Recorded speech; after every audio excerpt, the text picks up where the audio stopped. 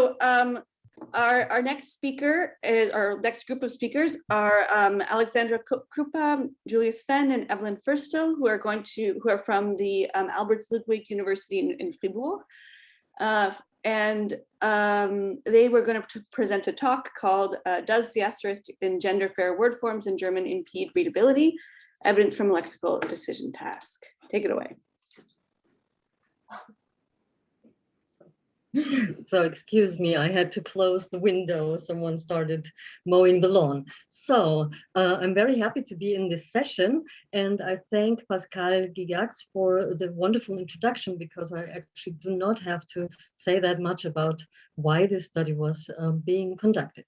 So the experiment that I want to present to you today was conducted by Alexandra Kruppa as part of her master's program in psychology, and I will just jump right into it.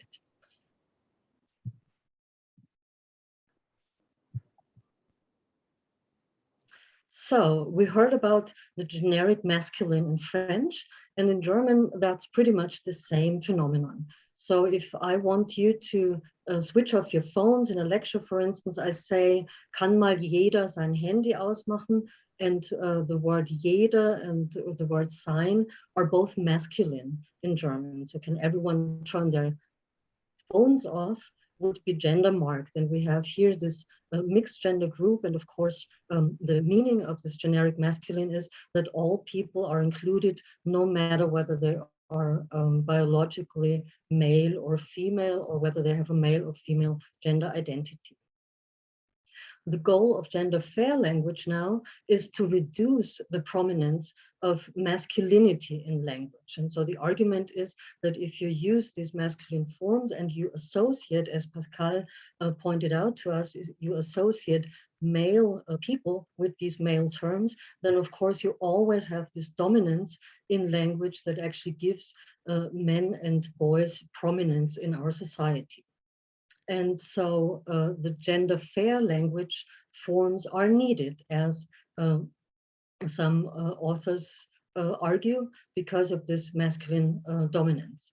And now the question is, how can we actually go about this? So how can we introduce gender fair language in our everyday lives? And so in German, there have been very different strategies that have been proposed.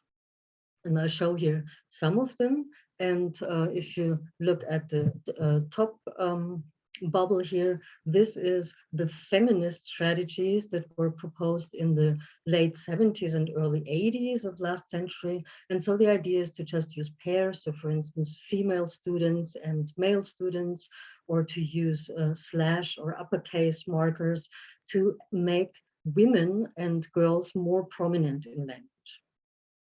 Another strategy here in turquoise are neutral forms. So you use, for instance, in German, the participle, so people that study instead of students and female students, or you use neutral concepts like person, for instance, that has feminine gender in this case, or grammatical gender, but that is not marked for biological sex.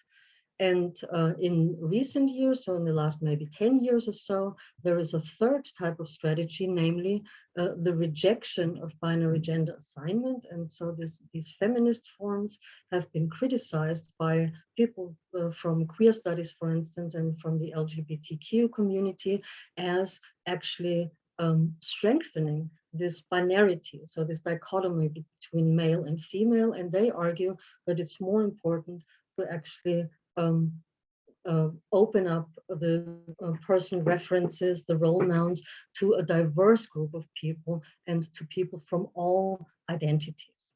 And so one of the forms that has been proposed in German and is also being used in German is the asterisk at the very bottom here. And this is a form that is actually used in academic circles a lot already and has certain properties. The characteristics of these asterisk forms are the following.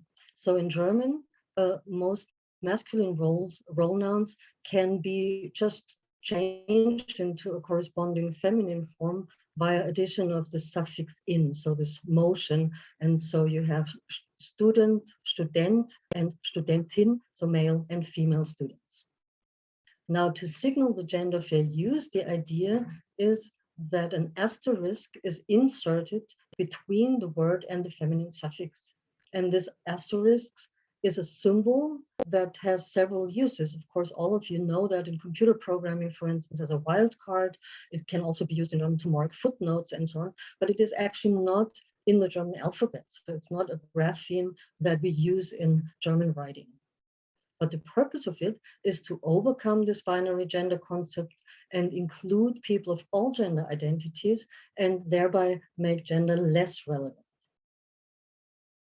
The proponents of this asterisk, they actually do intend to irritate and make the masculine dominance more visible. So they don't even argue that this is just another word and we just change this word and it doesn't really matter that much, but they even argue that this is actually the purpose of it, to really put attention onto these gender fair forms.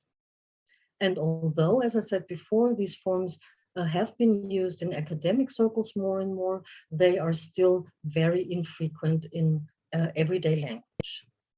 And I've brought here one example from a newspaper that is actually on the left spectrum, the Taz, the Tageszeitung. And here we have a text about rent and about costs of living. And we can see here that there are two of these gender star forms, the Mieter innen, which mean the tenants, and you can see here on the side the three different forms. Die Mieter is the masculine form, die Mieterinnen in plural is this moved, so this suffix form, and the gender fair form is the Mieterin. Okay. So now this could be easy and we just use these forms and thereby overcome this male dominance. But of course, there are lots of arguments, and Pascal also mentioned that these arguments are a very, very political debate, or mark a very political debate, because there is a lot of ideology from both sides. And so some arguments are that women are included anyway in these generic forms because that is just the meaning of them. And masculine nouns are by definition used in the generic sense. And so women are just supposed to feel included by them. Another argument that is outside of linguistics, I guess, is that gender fair language does really not contribute to equality, and that we should actually work on other things like the gender pay gap, and language is just a tiny little issue that does not really matter that much. A third argument is that language can just not be changed top down. So there should not be this language police that tells people how to talk in a politically correct way. And so we just need to use the language as it is, and maybe some language change comes about by itself. And the fourth argument here is that none of these various suggestions that I just listed, so the pair forms or the neutralizing or the queer forms, are actually agreed upon. And so right now, there's actually a lot of confusion by people, even if they intend to use these forms. They say, well, how should I actually do this? And there are all these different cases where it's not that clear how to actually use this language, these language forms. And in this talk, I will actually focus on a very simple argument, I guess, and that is that gender fair language impairs or impedes readability. And this is an argument that is just taken for granted by people that are adverse to using gender fair language. They just say, well, it's so obvious that you have this gender star, it's not really a grapheme, and it makes language long and tedious and has all different kinds of consequences for readability. And so as a psycholinguist, I thought, well, we can just test this. So there are no studies so far that explicitly tested the readability of these asterisk forms. And so this is the research question for the experiment that I want to present to you today. The experiment that we chose is a very simple lexical decision task. So the idea was to just start with the word level and use no context, and also focus on the singular and do a very, very simple experiment to see whether lexical access is actually more difficult if we use gender fair forms. Of course, here at AmLab, we also want to see what the mechanisms are that might help us to make predictions for such an experiment. And so I just listed two models of word reading that are well known to all of you. The first one is the dual root cascaded model of Coulthard and colleagues.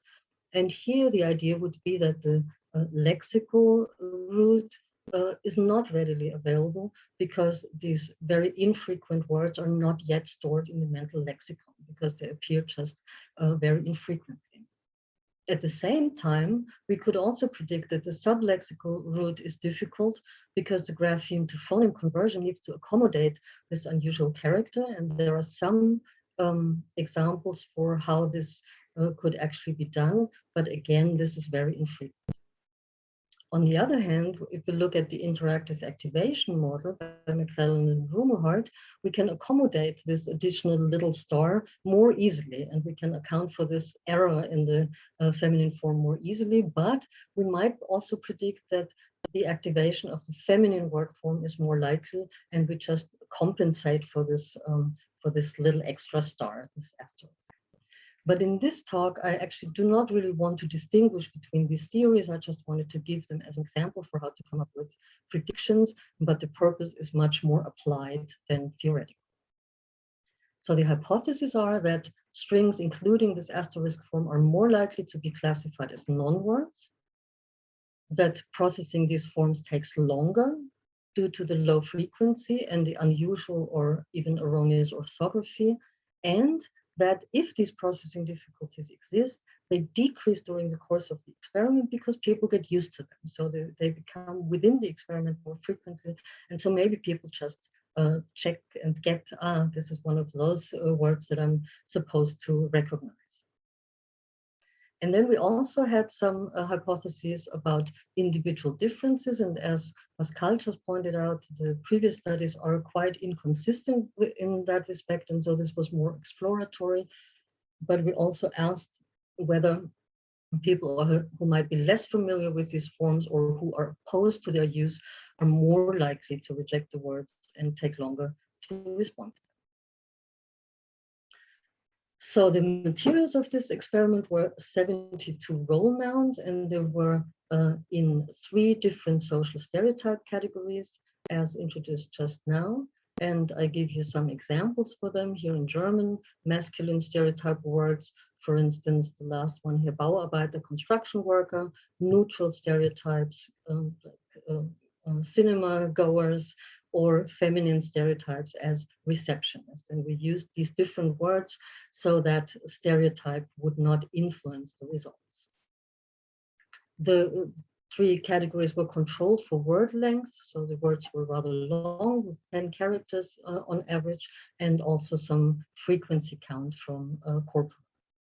And then each of these role nouns was used in 3 different gender forms that I showed you, the male, the female, and the asterisk form. And of course, that was counterbalanced across subjects.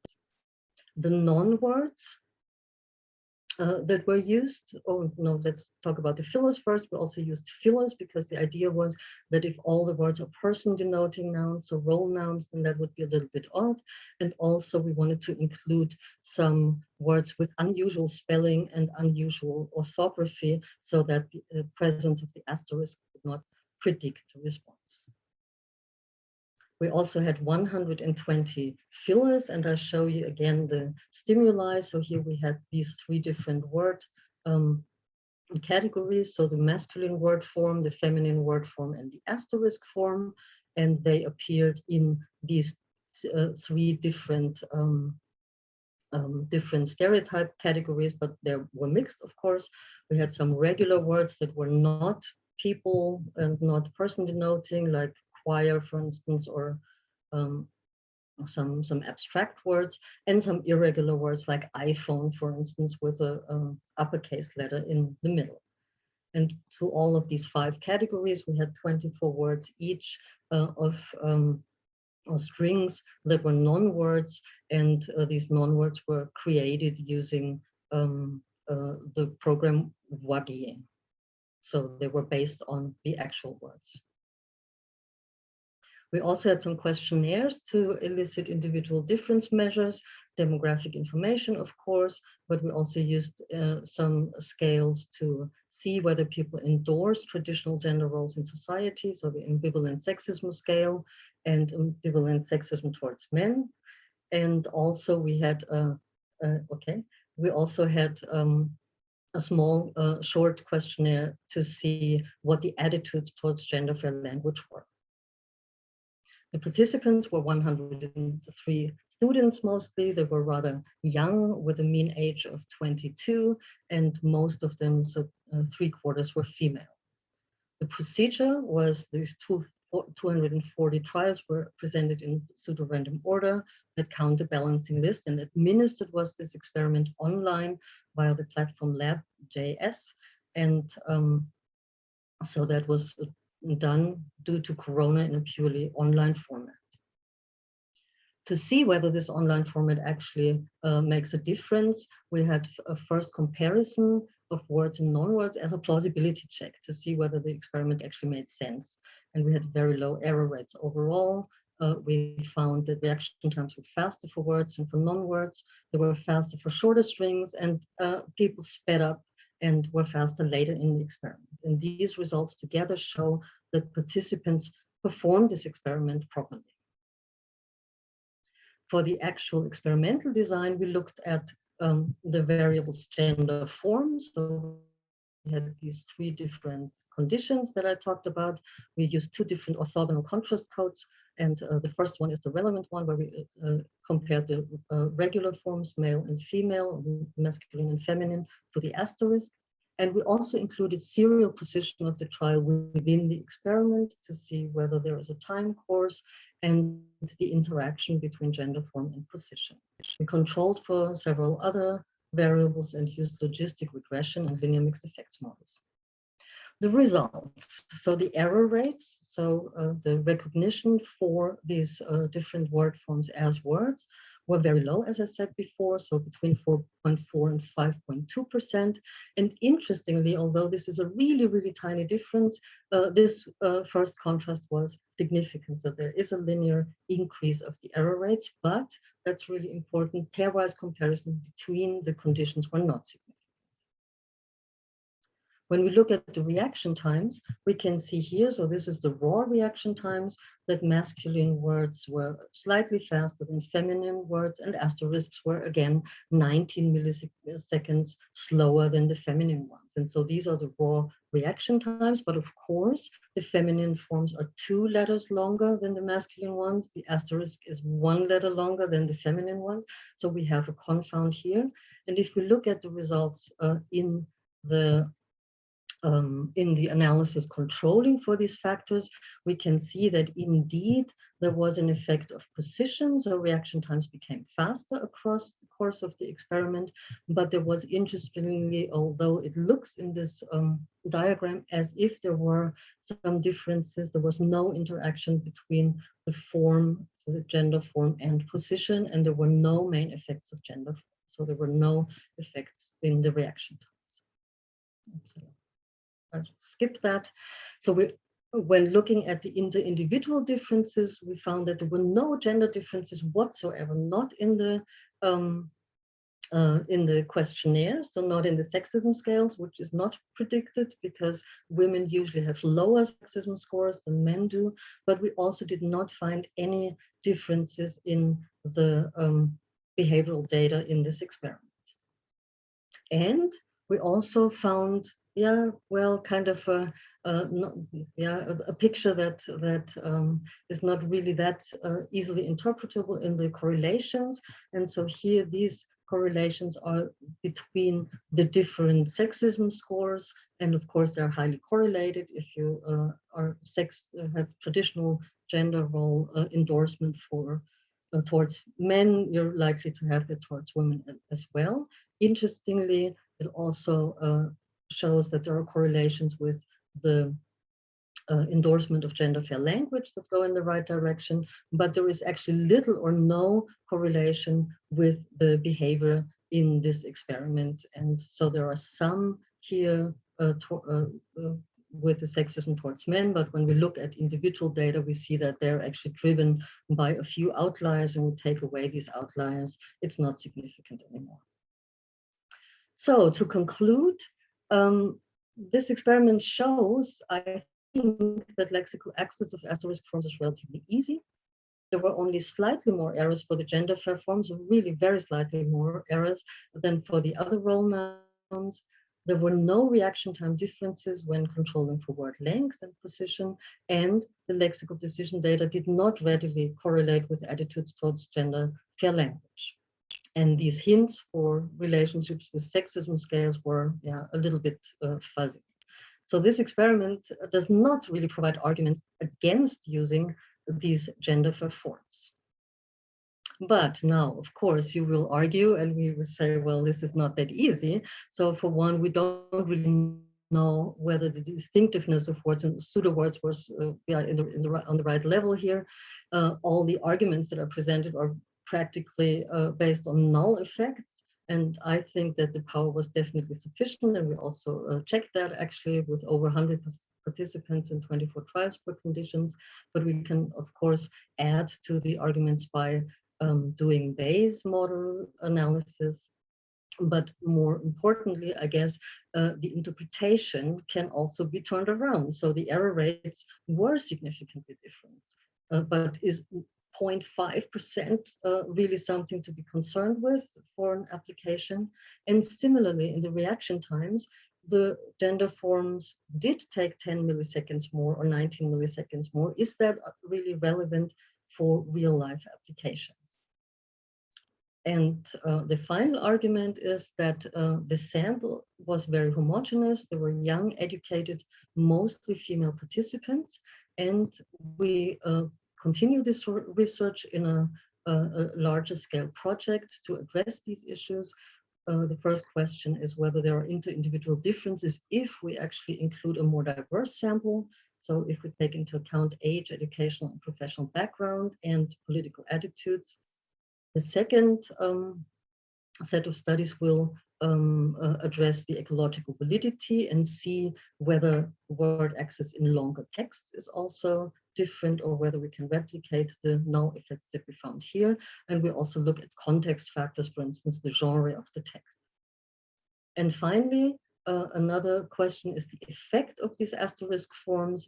And so the question here is whether this intended representation of people of diverse genders is actually accomplished, and whether these forms are useful over and above the feminization that has been pretty usual and standard in the German language. And with that, I thank you for your attention, and I'm happy to answer questions.